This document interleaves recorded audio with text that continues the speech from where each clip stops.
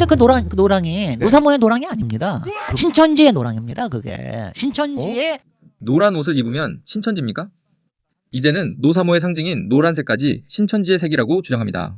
상대 후보를 지지하면 반명, 노사모가 움직이면 신천지. 이것이 이재명 정부를 지키는 정치인지 당원을 갈라놓는 낙인 정치인지 확인해 보겠습니다.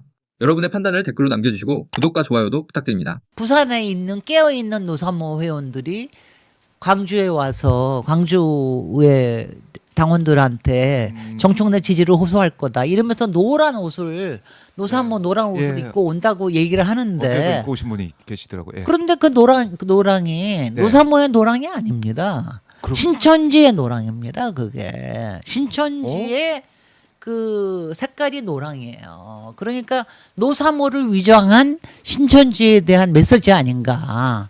이런 얘기가 그런 얘기까지 나옵니다. 그런 얘기가 이제 막 돌고 그러니까. 그래요? 그러니까 안 그래도 노사모를 가지고 노사모가 아니다라고. 아니 신천지는 빨주 노초 파란 거 다 입어요. 하얀색, 검정색도 있어 걔네들은. 그 지파마다 색깔이 다르지 않아요? 그러니까. 그래서 제가 그때 말씀드린 게 일베가 진짜 심각하다고 얘기를 드린 게 뭐냐면 신천지 이야기가 나와서 이제 본인들은 신천지에서 발을 빼고 싶어 하는 것 같은데 이제는 노사모의 노란색이 신천지의 노란색이다 이런 지경에 이르러 버렸어요. 그리고 반명이라는 단어를 정말 조심해야 되는 게 대통령 임기 이제 1년 조금 넘었습니다. 정말 대통령님을 생각하고 대통령님을 지키고 싶은 사람은 반명이라는 말을 한번 꺼내면 안 됩니다. 말은요. 그렇죠. 입 안에 있을 땐 내가 말을 지배하지만 입 밖으로 나가는 순간부터 말이 나를 지배해요. 반명이라는 말을 정치권에서 힘 있는 사람이 입 밖으로 꺼내는 순간 그때부터 정말 반명이 생기는 거예요. 나를 그렇게 나는 저 사람을 좋아하진 않아. 나는 정청래를 좋아해. 나는 송영길을 좋아해. 근데 나를 지지하지 않으니까 반명이래. 그러면 사람들은요 그때부터 반명처럼 행동하게 돼 있어요. 세상은 그렇게 돌아가요. 그러니까 믿고 싶지 않을 수 있는데. 걱정스러운 부분이에요. 그러니까 그렇게 함부로 말을 꺼내 놓으니까 대통령님이 지지율이 떨어지고 지금 이런 현상들을 마주하고 있는 거거든요. 정말 저는 ABC론을 입 밖에 꺼내고 유시민 작가님하고 싸우지 말고 이제는 박시영하고도 싸우던데. 아니 좀 그런 당대표 나가시는 분이 평론가와 왜 싸웁니까? 그리고 아니 반명해버리면 그러면 지금 적어도 민주당 권리당원의 절반이 반명이 되고 정청래 지지하는. 아니 이게 지금 걱정스러운 뭐가 게 제가 라이브 방송을 주말마다 하는데 거기 실시간 댓글 중에 제가 제일 속상했던 건 그런 거였어요. 처음에 나는 반명이라는 말이 나왔을 때 그 유시민 작가나 뭐 ABC를 언급하면서 반명이라는 말이 나왔을 때 나는 굉장히 마음이 상했다. 내가 왜 반명이냐라고 했는데 자꾸 저러니까 그래 나 이제 반명이다. 맞아요. 그렇게 돼요. 이게 그렇게 내가 말을 아이고 참 이게 참 반명이면 안 되나?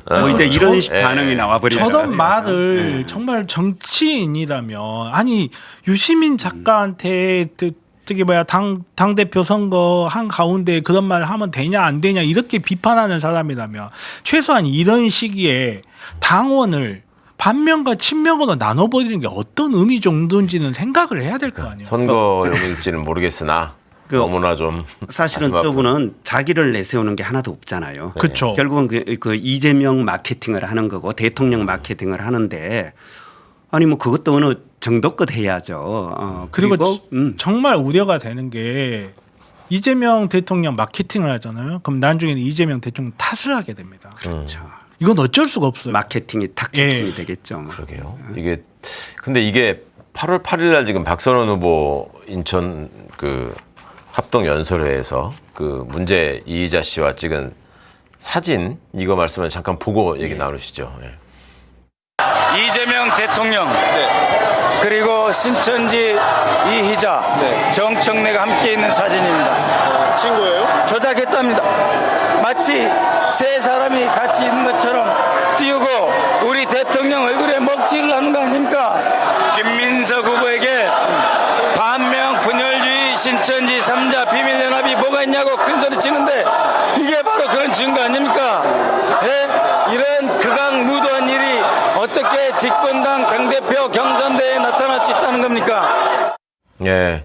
박선원님 굉장히 화가 나서 말씀을 하시는데 아니 사실 그 전에 저하고도 뭐 말씀 나눌 일이 있고 했는데 나 이제 신천지 얘기 더 이상 안 하겠다 하셨거든요. 근데 저게 화가 많이 나셨나 봐. 말씀하셨는데 뭔가 좀 이해를 잘못하고 말씀하시는 것 같은데 사진관에서는 그죠? 저 말씀만 보면은 정청래 이희자 두 분이 찍은 사진에다가 대통령을 갖다 붙였다. 그게 조작이다. 이런 취지로 지금 이해가 되는데 그죠? 그거 완전히 잘못 알고 계시는 것 같은데. 전혀 조작된 사진이 아니고 원래 있었던 사진인데 제가 듣기로는 그래요. 이희자 본인이 대통령과 찍은 사진만 전시를 해놨고 그것만 공개가 됐대요. 그 그렇죠. 부분만 정확하게 말하면 사진 한 예. 부분만 공개가 됐대요. 탁자 외에 그리고 올려놓으신. 근데 이제 그걸 가지고 아니 정청래도 같이 찍었는데 왜 이렇게 되느냐 이렇게 되는데 저게 저는 좀 제발 좀 말을 할 때 본인의 말의 의미를 좀 저렇게 이야기해 보이면 이재명 대통령님이 이희자하고 사진 찍었다 광고하고 다니는 거예요 지금 본인이. 그러게요. 아니 정청래한테 신천지 프레임을 지금 당장은 신나게 씌우고 있을 수 뭐 있는데 좀 저렇게 되면 이재명 대통령님한테 신천지 프레임을 지금 같이 씌우고 있는 거란 말이에요.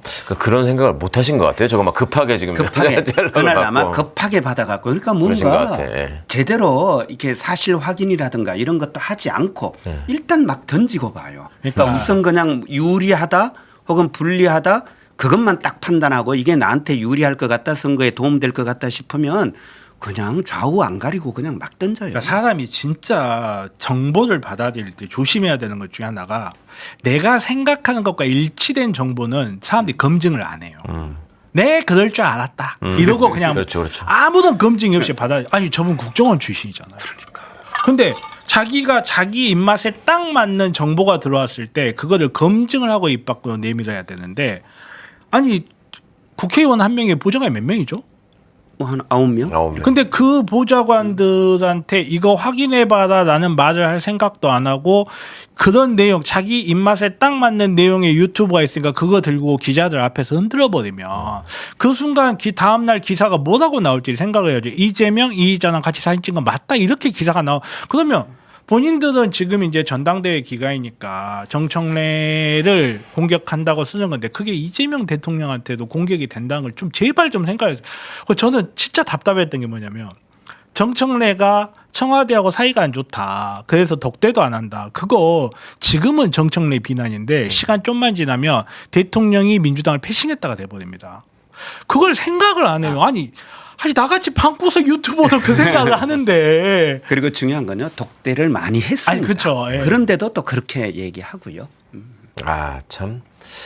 그러니까 이제 선거 시작할 때 전략을 잘못 잡으신 거예요. 뭔가 제 느낌은 그거예요. 처음부터 친명반명 구도로 가자라고 생각을 하니까 자꾸 저런 덜컥수가 나오는 거예요. 제 생각에는 그래요. 제 생각에는 처음에는 자기 지지가 압도적으로 높으니까 친명과 소수의 반명 프레임이 먹힐 줄 알았던 것 같아요. 원래 중국의 정치 체계에 그런 말이 있거든요. 국민의 5%를 적어도 돌리라고. 아주 소수의 반명 있고 쟤들 반명이래. 그러면 그쪽에서 우리 반명인가? 잠깐만 있어. 이쪽으로 가야지. 좀 이런 구도가 먹힐 거라고 생각했는데 문제는 비율이 비슷해 버려. 그러면 이게 소수의 탄압받는 그런 게 아니거든요. 안 되는 거거든요. 그러다 보니까 처음에 자기네들이 잡았던 그 프레임이 안 먹히다 보니까 지금은 땜빵식으로 가는 거예요. 급한 불 끄는 식으로 가다 보니까 계속 실수가 나와요. 두 후보가 앞으로 이제 향후 당의 노선과 관련해서 그 좀 입장차를 보였다고 해요. 관심이 가실 내용인 것 같아서 한번 보시겠습니다. 전당대회는 누가 제기한 노선이 올바른가를 당원들의 선택으로 정리하는 자리입니다.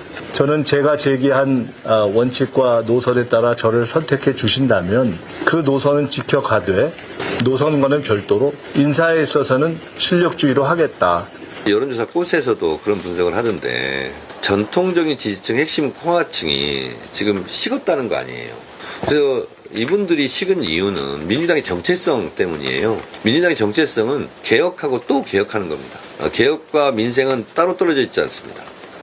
민주당의 정체성을 강조하시는 건데 약간의 차이가 좀 있죠. 실력 위주로 인사를 하겠다라고 하는 부분이 대통령께서 말씀하신 구조적 확장 또 구조적 다수 이런 거를 염두에 두고 지금 하는 말이냐 이런 해석이 또 따라 붙고 하던데 어떻게 들으셨어요?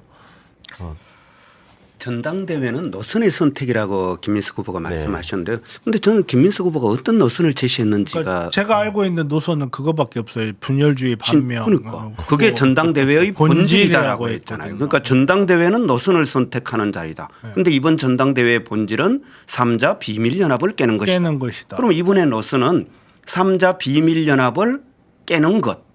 그리고 3자 비밀연합을 깨려면 당원을 속아내야 됩니다. 그렇죠. 저는 그래서 위험하다라고. 근데 그걸 실력 위주로 속아내려나? 그러니까 본인의 말에 무슨 뜻인지를 좀 이해했으면 좋겠다는 말이 그런 말이에요. 본인이 말을 하면서 제발 좀 본인이 말하고 있는 게 전체적인 맥락에서 어떤 식으로 해석될지를 제발 좀 생각을 좀 하셔야 되는데 너무 그때 막 튀어나온다. 본인이 노선이라고 이야기를 한 게 없어요. 사실은 이재명 대통령 친명 외에는 없어요. 이거 말고는 없어요. 그래서 진짜 제가 여러 번 진짜 한숨 여러 번 쉬는데 저는 진짜 김민석 총리 시절에 안 싫어했어요. 저는 근데 지금 과거형으로 말할 수밖에 없는 거예요. 지금 안 싫어했다라고.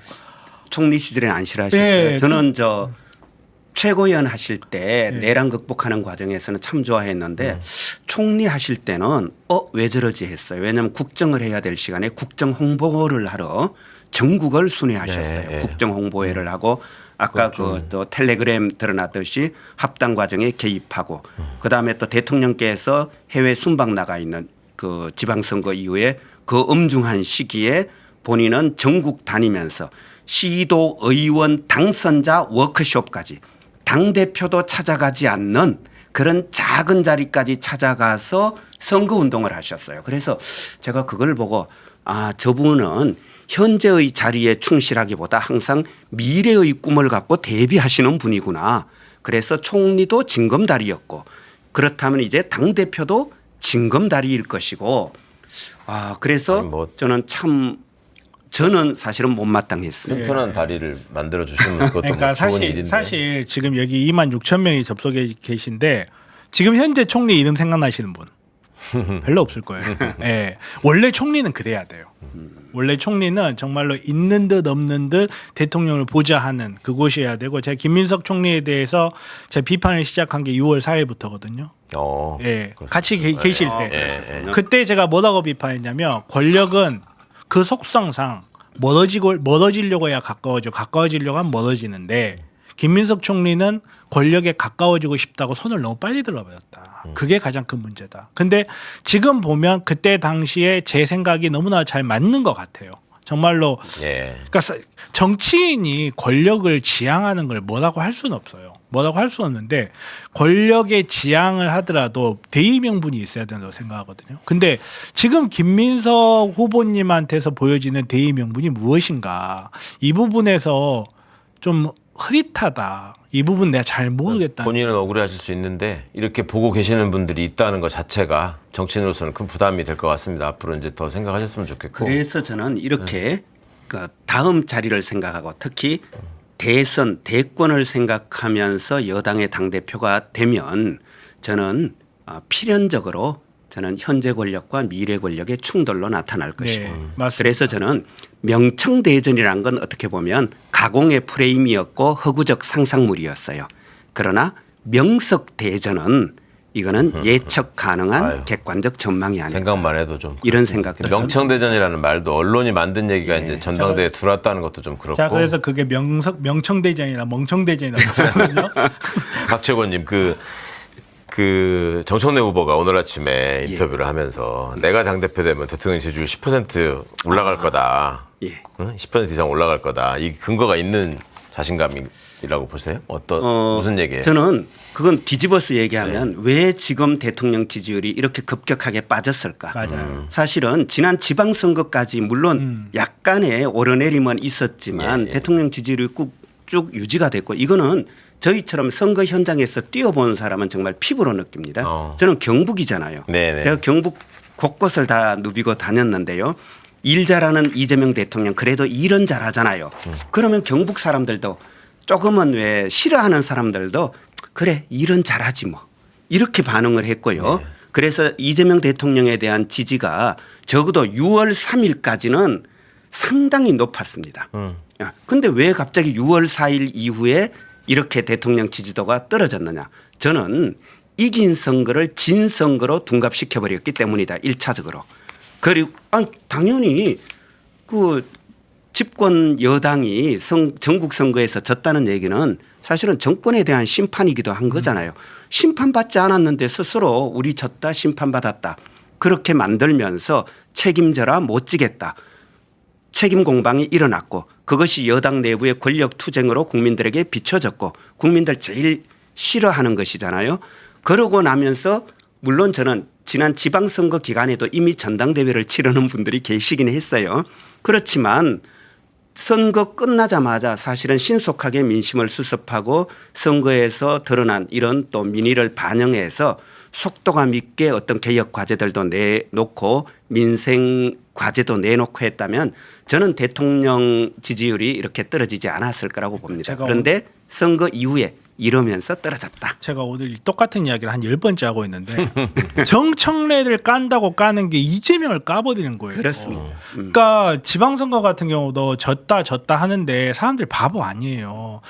졌어? 어디 졌지? 서울 졌어. 서울 누구였어? 정원호 누구 픽이지? 사람들 생각이 그렇게 돌아가요.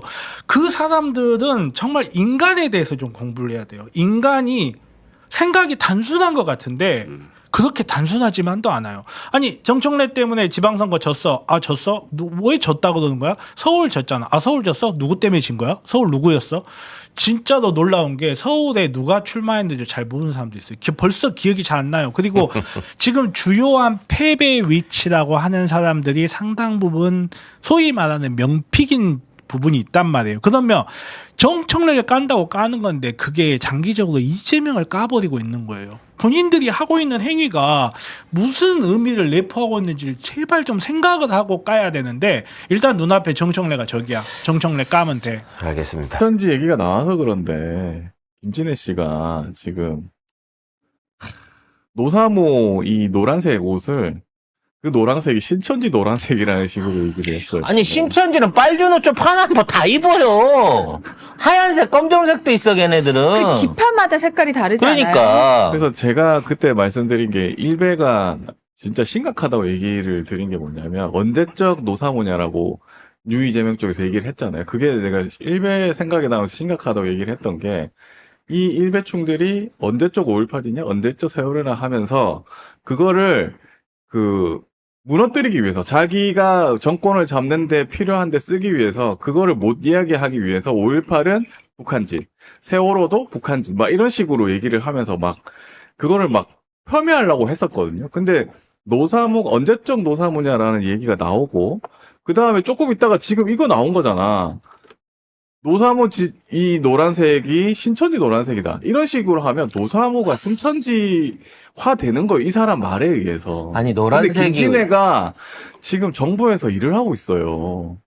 도대체 이게 무슨 노란색이 일입니까? 어떤 의미의 색깔입니까? 우리 정의당 색깔이라고 하는 사람도 있습니다만 노란색은요 우리가 잊을 수 없는 세월호 추모의 노란 리본으로 쓰인 색깔이고요. 우리 서민들이 또는 우리가 뭔가 근조하고 슬퍼해야 될 또는 뭔가 역경을 이겨내기 위한 어떤 그 단체들이나 이런 사람들이 모였을 때 가장 선호하고 가장 많이 쓰는 색이 노란색이었잖아요. 우리한테는 노란색을 보면 뭔가 아픔이 있어. 노사모를 보는 노란색 안에서는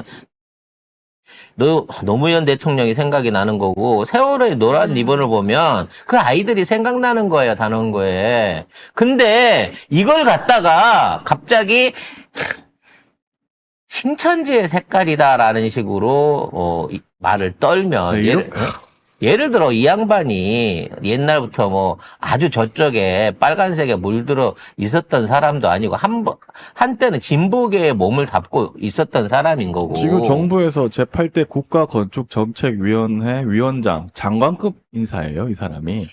근데 이 자리에 올라간 사람이 어떻게 장관급 인사로서 대접을 갖고 나라의 녹을 먹고 있는 사람이 나와가지고 이런 식의 말을 하죠. 노사모를 신천지하고 노란색. 같은 레벨에 놓고 이거를 갖다 다시 정청래를 공격하는 정치적 용어로 쓸 수 있냐는 거지. 너무 이건 슬프지 장관이나 국회의원이 말하는 것보다 훨씬 더 악질적인 거예요.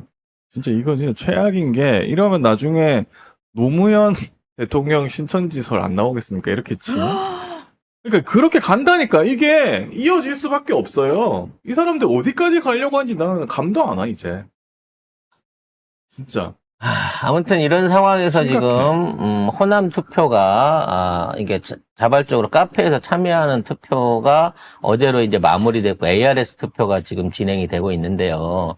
저는 정말 궁금한 게 지금 실제적으로 권리당원 중에 당원 그 데이터베이스에 접속해갖고 몇 분이나 투표를 하셨을까? 중간중간 우리가 좀 알 수 있으면 모르겠는데 이게 토요일까지 깜깜인 거라 그게 너무 답답한 거야. 답답하죠. 진짜 투표율이 지금 얼마나 되는지. 왜냐면 이게 깜깜이를 할 게 아닌 게요. 국회의원이나 뭐 대선 같은 경우에는 시간대별로 계속 투표율 가갖고 얘기하잖아요. 공개해놓고 그에 대해서 더 오셔야 된다. 투표율이 예전 같지 않다. 이런 얘기 하잖아. 그러게. 근데 이건 왜 깜깜이로 묶어놓는 거냐고. 궁금하다.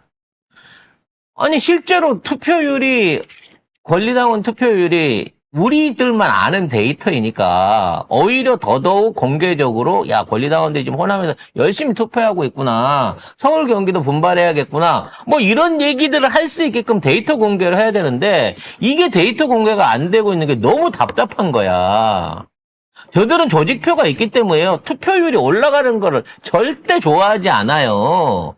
투표율이 올라가면 올라갈수록 더 안 알리려고 할 겁니다. 낮은 투표율이 돼야만 지들이 갖고 있는 조직표의 힘이 커지니까, 비중이 커지니까. 그래서 늘 드리는 말씀으로 70%만 넘게 투표하면 무조건 정청래 후보가 과반수로 이긴다는 거야. 그럼 그걸 좀 알려면 이런 데이터는 좀 공개를 좀 해줘야 되는 거 아닌가?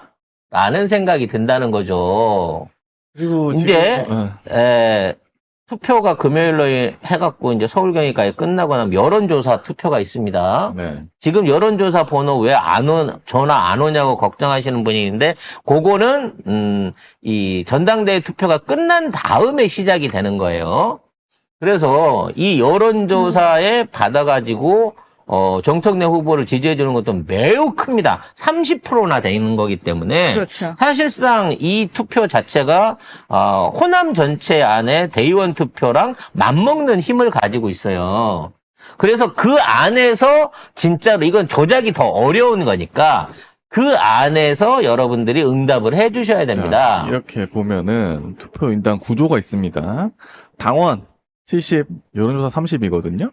이렇게 보면은 충청, 부산, 울산, 경남, 제주, 인천, 강원도, 경북이 20% 정도밖에 안 돼요. 그 전남, 지금 호남 하고 있죠. 하고 있는 게 최종으로는 22.8이고 네. 서울, 경기가 사람이 많아가지고 26.5입니다. 근데 요거 순수하게 여론조사가 30이야. 이거 진짜 커요. 네. 이게 근데 진짜 갈라질 수도 있고 이게 그만큼의 숫자한테 전화를 하는 게 아닙니다. 쉽게 말해서 전화에 응답해갖고 대답한 사람들의 비중을 30%로 계산하는 거기 때문에 계산을 그렇게 합니다. 절제 수치가 아니라는 게 이게 무서운 거예요. 되도록 많은 사람들이 응답을 해가지고 해줘야 표본이 많아지고 투표가 공정해지는데 난 제일 걱정되는 게 이 부분인 거야. 만일에 저 번호를 던지는데 이미 노출돼 있는 명단이라든지 어떻게 대답할 줄 아는 사람들의 명단을 위주로 전화를 돌리는 거 아닌가. 그렇죠. 그게 제일 걱정스러운 부분인 거예요. 옛날에 명태균이가 했듯이 그렇죠. 조작을 하는 거죠. 명 박사가 하던 수작질로 해갖고 그때 전 국민 여론조사로 하다가 나중에 당원 투표 100%로 돌리지 않았겠습니까? 지들이 유리한 방식대로 투표 방식을 바꾸고 난 다음에는 그런 꼼수들을 늘 준비를 한다는 거예요. 그래서 이 여론조사 전화를 무조건 받으셔갖고 얘기를 하셔야 돼요. 그리고 뭐 권리당원이라고 얘기하면 안 돼요. 근데 그냥 끊어버리니까. 이거를 김민석 뭐 지지하시는 분들이 이걸 올렸나 봐요. 전화 받으면 권리당원이라고 하면 끊는답니다.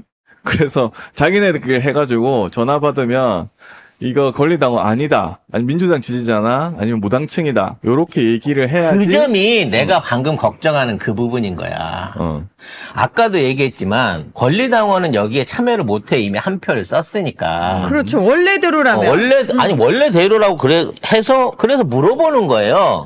의도적으로. 그렇지. 권리당원이십니까? 네. 근데 전화를 건 애들이 권리당원 전화번호하고 비교를 해서 거는 게 아니고 일반 추출한 번호라고 해갖고 김민석을 지지하는 이른바 우리가 얘기해놓은 기득권자들한테 그러니까 이미 그 기존에 세력을 심어놨던 애들 전화로 위주로 돌리게 되면 아니라고 받아갖고 그러니까. 김민석 지지하는 걸로 가는 거 아니냐라는 의심이 든다는 거야. 이게 우리가 직접 ARS나 이걸로 하는 거는 양쪽에서 키를 갖고 있기 때문에 사전에 들여다보질 못한대요. 그래서 이게 안전빵이야, 쉽게 말하면. 혹시라도 이게 해킹이 돼서 사전에 누구든지 서버 기록에 접근해서 개표 전에 그 결과를 들여다보면 이게 그냥 노출되게끔 돼 있는데 이거 여론조사 기관 안에 이 사람이 누구 성향 지지자냐라고 하는 거를 알고 있는지 모르고 있는지 전화번호 어떤 방식으로 추출하는지는 알 수가 없다는 거야. 그러니까 권리당원이라고 주장된 그 등록한 사람들에 대한 번호를 완전히 배제한 상태에서 여론조사를 돌려야 이게 공정한데 과연 그 시스템이 돼 있냐는 거지 안 돼 있단 말이야. 그거는 결과적으로 역으로 번호를 유출시키는 거나 마찬가지니까. 그러니까 이중으로 투표를 할 수 있는 기회가 생기는 게 아닌가? 음모론자인 송 작가는 그 걱정이 되는 거야. 그러니까 이미 지금 당원 DB 유출된 걸로 보이잖아요. 그러니까 이거는 대충 돌려보면 알 것 같은데. 그래서 받으시면 건당이라고 하면 안 돼요. 이 얘기가 건당인 당신한테도 전화가 갈 수 있습니다라고 돌리는 그 느낌이 든다는 거야, 나는. 그러니까. 이거는 이제 14일, 15일에 하는데. 그래서 여기 김민석 지지자들이 이런 통신사별 여론조사 차단 해제 방법을 이렇게 올려놨어요. 그래가지고 KT, SKT, LGU 플러스 해가지고 요거를 차단을 해제해서 기다리라고 하면서 뭐 이렇게 김민석 써놨죠. 그리고 자기네들이 이걸 올려가지고 대거 돌리고 있어. 그거는 이게 돌려야 될 만큼 건당한테 전화가 많이 갈 가능성이 있다는 거예요. 참 진짜 이거 이게 솔직히 이제 우리는 민주당 지지자들 모임이기 때문에 일반 여론으로 내가 새누리당 지지자거나 무당층이거나 하는 사람들이 지금 민주당이 돌아가고 있는 사태를 봤을 때 과연 이 전화를 받으면 끝까지 1, 2, 3번까지 다 뽑아줘야 되는 여기에 끝까지 응할까? 정치에 관심 있는 사람들이? 나는 아닐 거라고 생각해요, 솔직히. 내가 정치에 아무 관심이 없고 지금 민주당의 전당대회 누가 뽑히든지 나는 크게 관심이 없어라고 생각하는 사람들은 난 이거 끝까지 진행하기가 쉽지 않을 것 같다는 생각이 든다는 거지. 근데 사실 여기서 장난쳐버리면 그래서 그게 두려운 이건 거예요. 답이 없는 건데 사실. 답이 없는 거야. 그러니까 나중에 원래 이 대의원 투표 그러니까 이 권리당원 투표하고 여론조사 투표를 그동안 전당대회에서 치러 보면요 거의 비슷한 수치로 나왔어요. 그러니까 전당대회 때 권리당원이 했던 투표 비중하고 여론조사 비중하고 크게 편차가 5% 이상이 나지 않았습니다. 그게 지난번 박찬대하고 그 정청래 대표하고 1년 전에 붙었을 때도 단순하게 전당대회 투표만 이긴 게 아니라 여론조사 투표에서 거의 비슷한 6대4 비율로 정청래 후보가 이겼거든요.